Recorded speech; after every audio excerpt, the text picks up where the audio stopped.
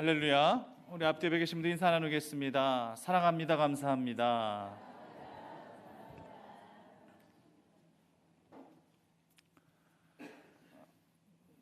가끔 매스미디어에서는요, 예고된 재앙이란 표현을 쓰곤 합니다. 충분히 미리 대비할 수 있었음에도 불구하고 인간의 안일함과 무지로 인해서 대비하지 못했을 때, 그러므로 큰 피해를 입게 되었을 때에 가끔 쓰여지는 그런 표현이곤 합니다. 천재지변 같은 경우는 참 대비하기가 힘들죠. 일본 같은 그런 경우도 재난 시스템이 잘 되어 있지 않습니까? 이 열도의 이 특성상 수시로 지진이 일어나고 쓰나미로 인한 재앙도 경험해본 그런 일본이기 때문에 이를 대비하기 위해서 또 대피 훈련도 수시로 하고요, 과학적인 재난 시스템도 구축하고 있는 그런 일본이지만, 강도 높은 지진이나 거대한 쓰나미 앞에서는 모든 것들이 다 무력해질 따름입니다. 이런 경우에는 예고된 재앙이다라는 이런 표현을 쓰긴 힘들겠죠.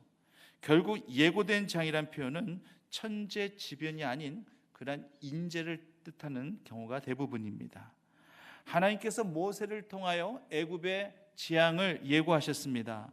물론 이스라엘 민족을 해방시키기 위한 그런 목적도 있었습니다만, 애굽인들의 죄악과 이 교만을 깨닫게 하시기 위하여 하나님께서 재앙을 선포하신 것이죠. 이런 것을 가리켜 예고된 재앙이다, 이렇게 말씀드릴 수가 있습니다.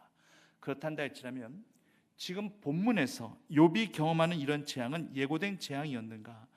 단언코 아닙니다. 성경에서 말하는 의인은 욥은 의인이었고 당대 완전한 자라고 그렇게 언급하고 있습니다. 이런 욥에게 재앙이 임하여진 것입니다. 이런 상황 속에서 욥의 반응 어땠습니까? 욥의 취한 행동은 과연 어떤 모습이었습니까? 단도직입적으로 말씀드리면요, 욥은요 하나님께 예배를 드렸습니다. 과연 이 같은 상황 가운데 속에서 하나님 앞에 예배를 드린다는 것이 그리 쉬운 일이었겠습니까? 20절 말씀에서 보면은요, 욥이 일어나 겉옷을 찢고 머리를 밀고 땅에 엎드리어 하나님 앞에 예배드렸다라고 언급하고 있습니다. 솔직히요, 이런 상태에서는 예배를 드린다고 하는 것이 거의 불가능한 상태입니다. 우리가 만약 욥과 같은 상황을 우리가 절대 맞이해서는 안 되겠지만 가정하에 맞이한다 할지라면 과연 예배를 하나님 앞에 올려드릴 마음이 생겨날까요?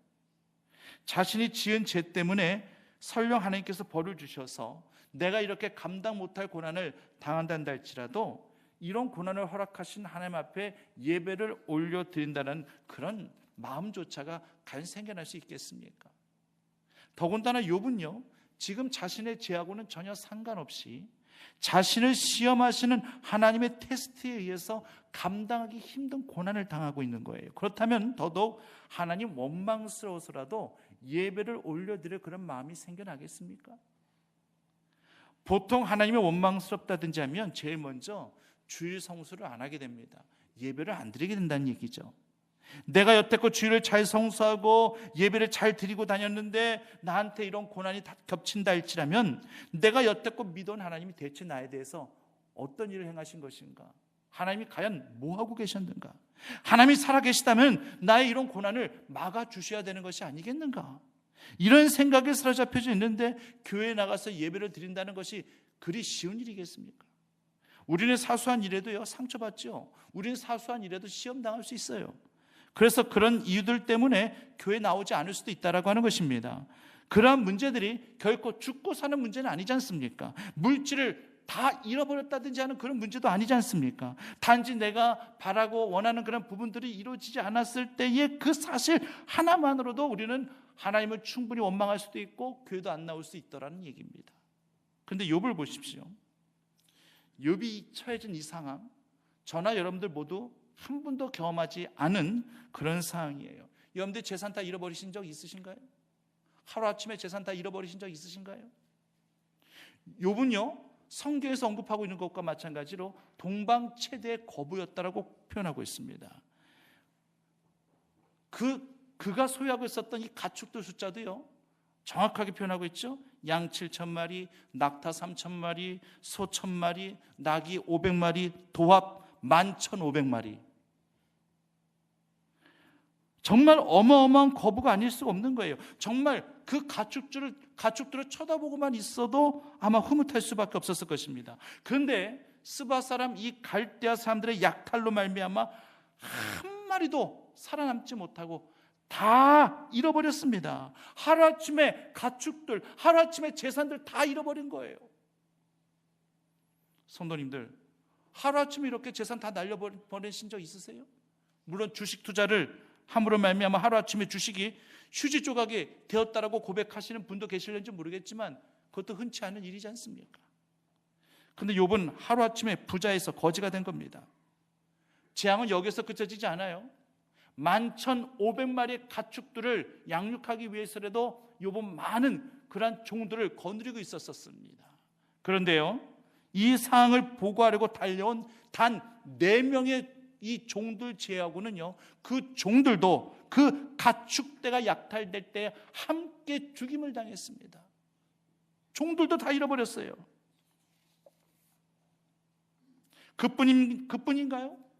사랑하는 남매, 정확하게 10명의 자녀들, 아들 7에 딸 3, 사랑하는 이 10남매를 이 태풍으로 말미암아 기둥이 무너지면서 모두 몰살해 죽었습니다. 성도님도 이런 비극 경험해 보신 적 있으십니까? 자식을 먼저 하나님 편에 보내신 분도 계시긴 할 겁니다만 그래도 남아있는 자식들이 있지 않습니까? 근데 욥은요, 10명의 자녀들 한꺼번에 모두 하루아침에 다 잃어버렸습니다.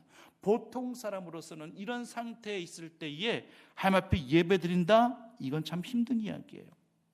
주저앉아 하나님 원망하고 사람 저주하고 현실 부정하고 자기 처지 낙심 절망할 수밖에 없는 그런 상황인데, 이런 상황 속에서 욥은 하나님 앞에 예배를 올려드리고 있습니다.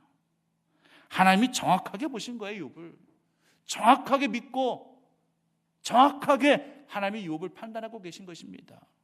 하나님의 판단은 틀릴 데가 없어요.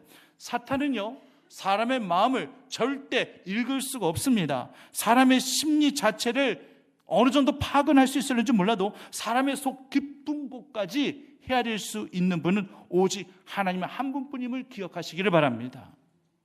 성도님들, 예배는 언제 드려드리는 것일까요?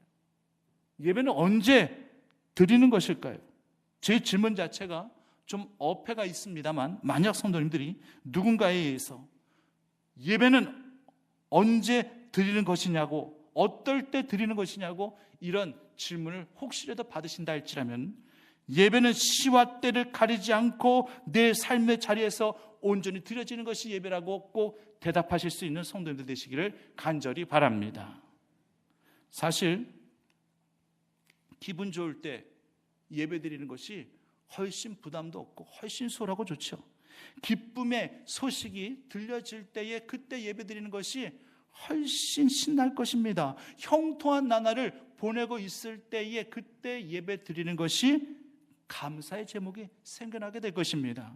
사실 이렇게 기분 좋을 때, 기쁜 소식이 들려질 때, 내 삶이 형통하다고 느낄 때, 이때도 예배 드릴 수 있다고 하는 것은 그분이 믿음이 있기 때문에 그게 가능한 거예요. 믿음이 없으면 제잘나서 이렇게 된 줄 알고 교만해져요. 그럼 예배 드리는 것도 다 망각해 버리더라고 하는 것입니다. 그래서 이럴 때 예배 드리면서 감사를 고백하는 것도 역시 온전한 믿음이 있을 때에 가능한 것입니다. 욥도 그랬어요. 욥도요, 욥기서 1장 5절 말씀을 보시면 욥이 형통할 때 그때도 언제나 번제, 제사, 예배를 올려드리고 있는 그런 이 욥의 모습을 보게 됩니다.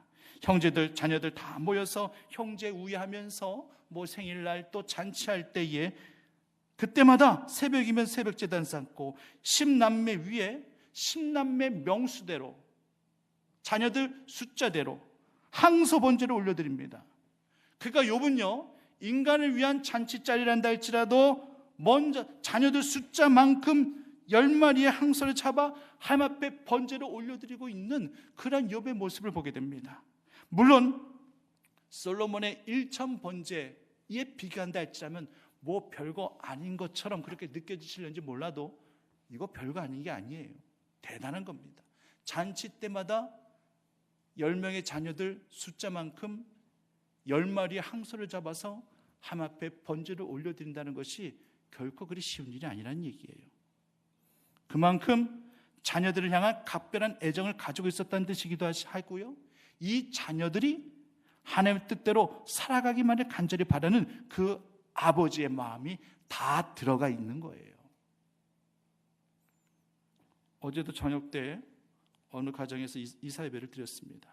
아버님 집사님과 어머니 권사님 함께 참석하셔서 함께 예배를 드렸는데, 이 예배를 드리고 난 이후에 어머니 권사님이 짧은 시간이지만 이 아들을 위해서 간증하시는데, 이 아들의 병을 고치기 위하여 몇 년 동안 눈물겹게 고생하시고 또 기도받으시면서 하나님 앞에 매달린 그런 시간들을 정말 짧은 시간 안에 간증하시기엔 정말 미흡하다고 느껴질 정도로 너무나도 감동스러웠습니다.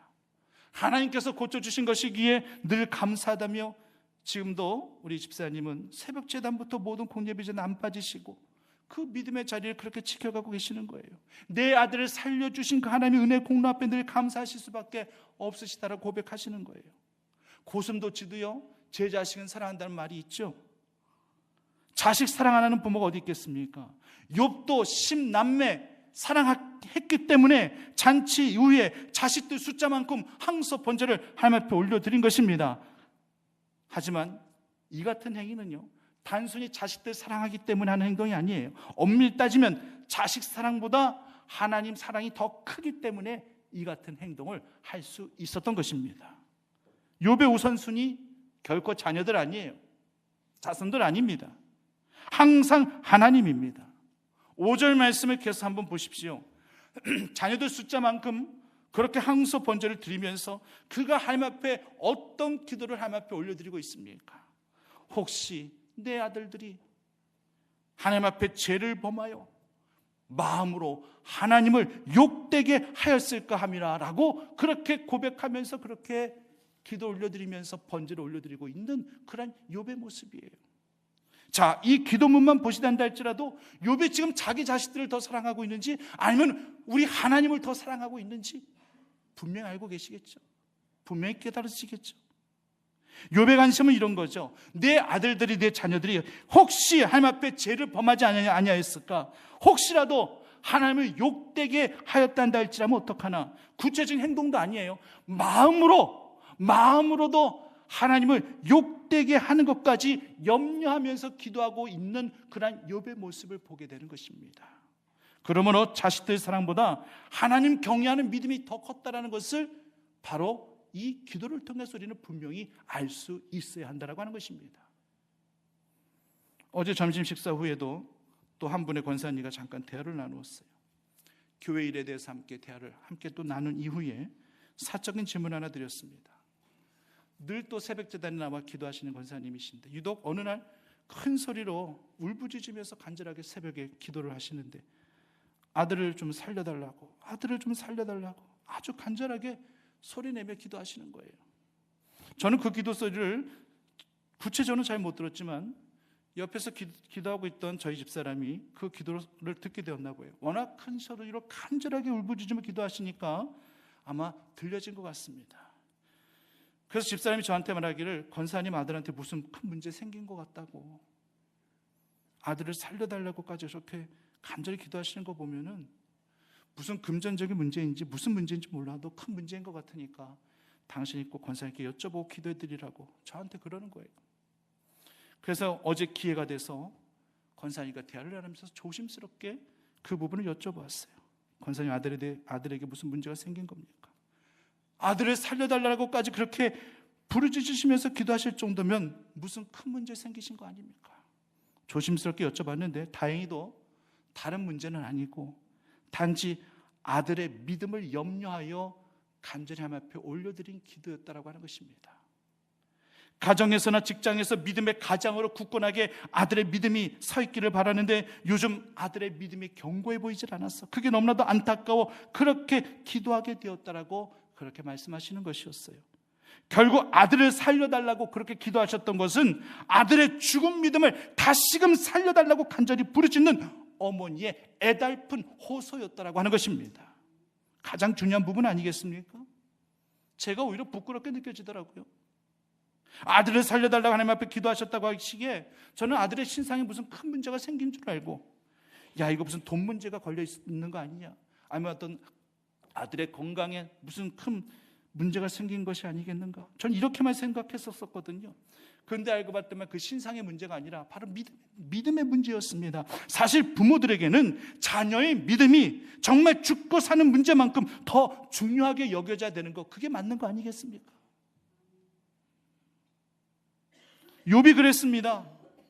욥에게는요, 자녀들의 믿음이 항상 우선이었어요. 혹시라도 우리 자녀들이 죄를 범하지는 아니하였을까?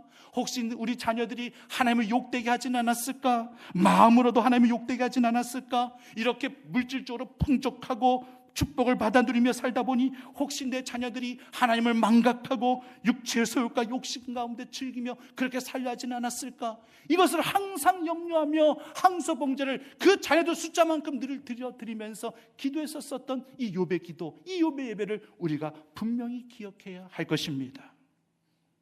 부모들은 자녀가 잘 되기를 바라죠. 당연히 무슨 자녀들에게 보상 심리가 있어서 그렇게 자녀가 잘 되기를 바라는 것보다야 정말 자녀들이 잘 되는 것을 그저 바라보는 것만으로도 부모는요 흐뭇합니다. 하지만 신앙의 부모는요, 자녀들이 신앙 안에서 잘 되기를 더욱 간절히 바라야만 합니다. 물론 세상 가운데 출세하는 것도 중요하겠지만 무엇보다도 믿음 안에서 자녀들이 바로 서 있기를 먼저 바라는 것이 바로 신앙을 가진 부모의 마음이라고 하는 것입니다. 어제 또 병원 신방을 했었습니다. 이 권사님도 또 새벽 제단부터 시작해서 공예배 한 번도 안 빠지시는 그런 권사님인데 이제 살짝 오른 빙판에 넘어지셔서 왼팔이 골절되셨더라고요. 그래도 허리나 그 다리 쪽에는 이상이 없으시다고 하시니 참 이것도 감사의 제목이었어요. 병원 신방을 가보니까 저하고 나이가 비슷한 그 아드님이 저희들을 맞이해 주시더라고요. 권사님도 물론 반가워하시죠. 해맑게 웃으시면서. 근데 저희들한테 고백하시기를, 내가 이렇게 기쁘고 감사한 것은 내가 이렇게 아프고 난 이후에 내가 이 아들하고 소통하게 되었다고. 그렇게 고백하시면서 그렇게 반가워하시는 거예요. 즐거워하시는 거예요. 기뻐하시는 거예요. 아마 그 전까지는 아들하고 같이 있었어도 별로 대하지 않으셨었나 보죠. 소통이 아니라 불통이었나 보죠. 권사님의 소원이 아들이 교회 나가 신앙생활 하는 것이었다고 하시는 거예요.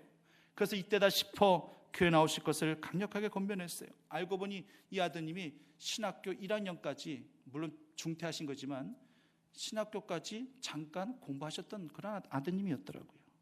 그러니까 하나님을 모르는 분이 아니란 얘기죠.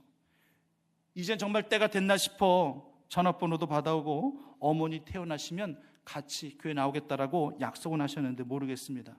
하지만 꼭 이렇게 될 줄 믿습니다. 권사님은요, 한술 더 뜨셔서 더 앞서 나가셔서 우리 아들이 교회학교 교사까지 했으면 좋겠다고, 교회 나오지도 않았는데 교회학교 교사까지 했으면 좋겠다라고 말씀하시더라고요. 그게 부모의 마음이고 또 그렇게 되지 말라는 법이 어디 있습니까? 욥은요, 자식들을 생각할 때에 항상 하나님을 경외하고 하나님을 욕되게 하지 않는 성결한 자식이 되기를 욥은 간절히 기도했습니다. 그러면서 하나님 앞에 번지 예배를 드린 거예요. 5절 말씀에서도 욥의 행사가 다 이러하였더라라고 그렇게 말씀은 고백하고 있습니다. 그런데 이런 자녀들 10명 모두 한순간에 목숨을 잃어버린 거예요. 이게 웬 날벼락입니까? 보통의 사람이라면 아마 이렇게 하소연하면서 투정하면서 하나님 앞에 떼쓰며 기도했을 거예요. 하나님, 제 예배가 부족했습니까? 하나님, 제가 드린 항소 제물이 부족한 거였습니까? 제가 예배를 드릴 만큼 드린 이 모든 사실들을 하나님 알고 계시지 않습니까? 제가 항소를 바쳐도 부족하지 않게 하나님 앞에 바쳤던 것을 하나님 다 아시지 않습니까? 그렇다고 제가 자녀 교육을 잘못시켰습니까? 늘 신앙 안에서 키우려고 늘 기도하며 했었던 거 하나님이 더 잘 아시지 않습니까? 그렇다고 제가 자녀들을 하나님보다 더 사랑하며 더 앞선 적 있었습니까? 저는 항상 자녀들보다도 하나님을 더 먼저 사랑하고 하나님 바라보며 살지 않았습니까? 그런데 왜 이런 나에게 이런 고난을 주십니까? 자녀들 왜 다 죽이시면 어떡하십니까? 이런 하나님이란 나 더 이상 하나님 예배 드리지 않겠습니다. 모든 거 다 포기하겠습니다. 보통의 사람이라면 아마 이렇게 하나님 앞에 고백하며 하나님 앞에 때를 썼겠죠.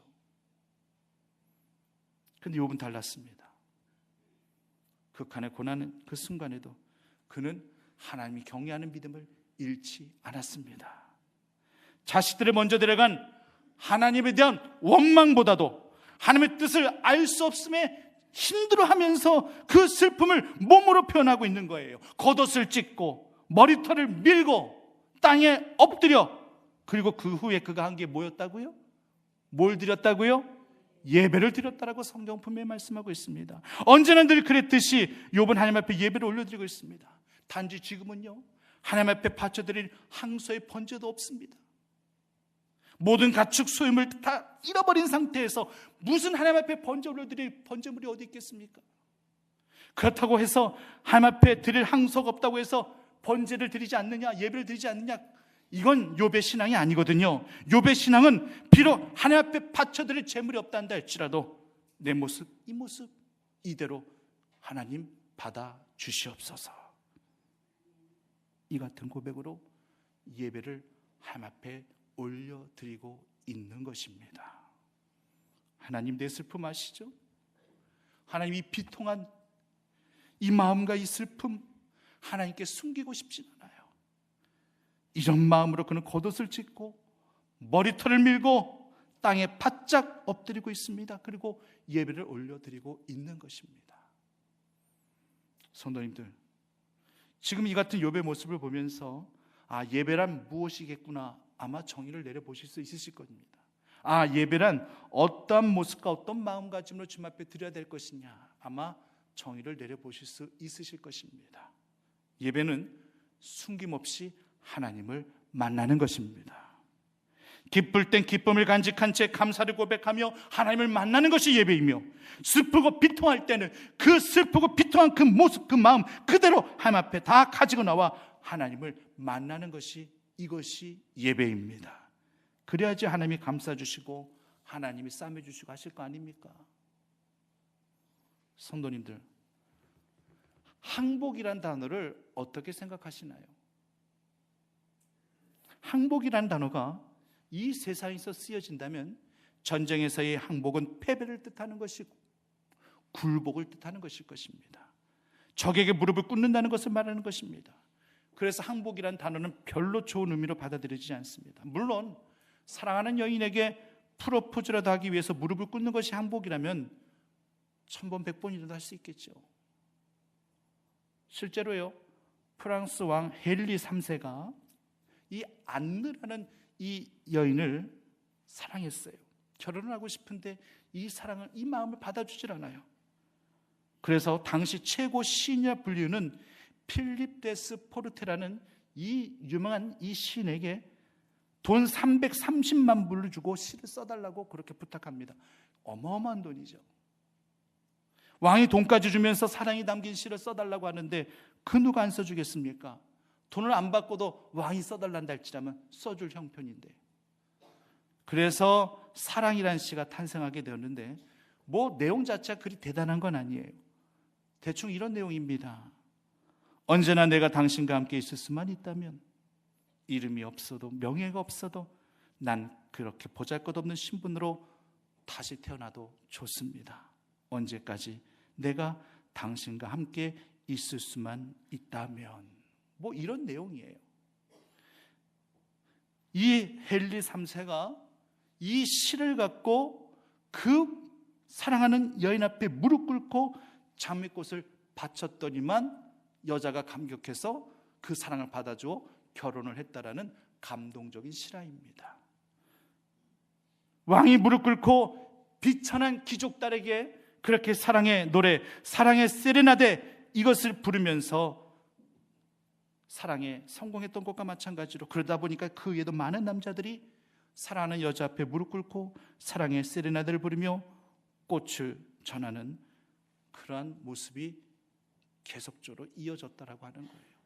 요즘 젊은이들도 이러는지 모르겠어요.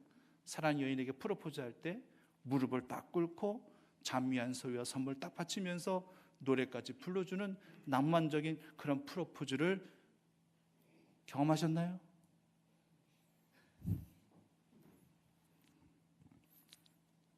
사랑하는 여인의 마음만 얻을 수 있다면 이렇게 항복하는 자세로 무릎을 꿇는다는 거 어려운 일 아닙니다.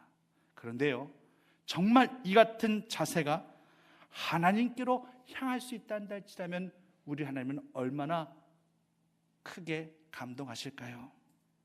하나님께로의 항복은 행복입니다. 분명히 기억하십시오.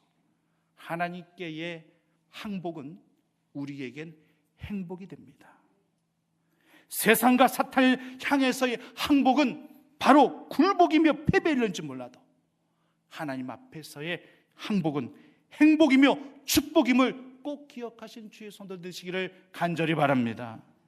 지금 욥은 사랑하는 여인 앞에서 사랑의 세레나데를 부르는 한 남자처럼 욥은 지금 하나님 앞에서 하나님을 향한 그 사랑의 세레나데를 지금 부르고 있는 거예요.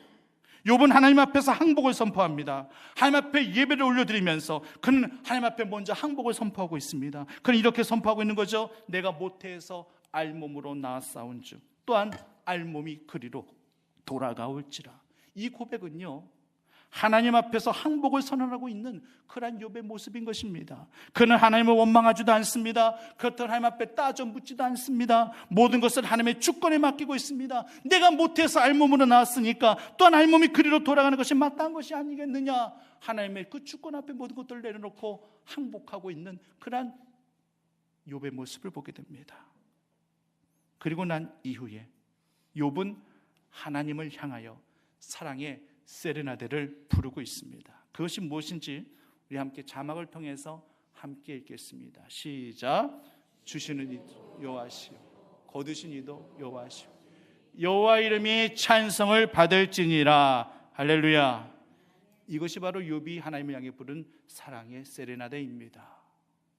이제 말씀을 정리합니다.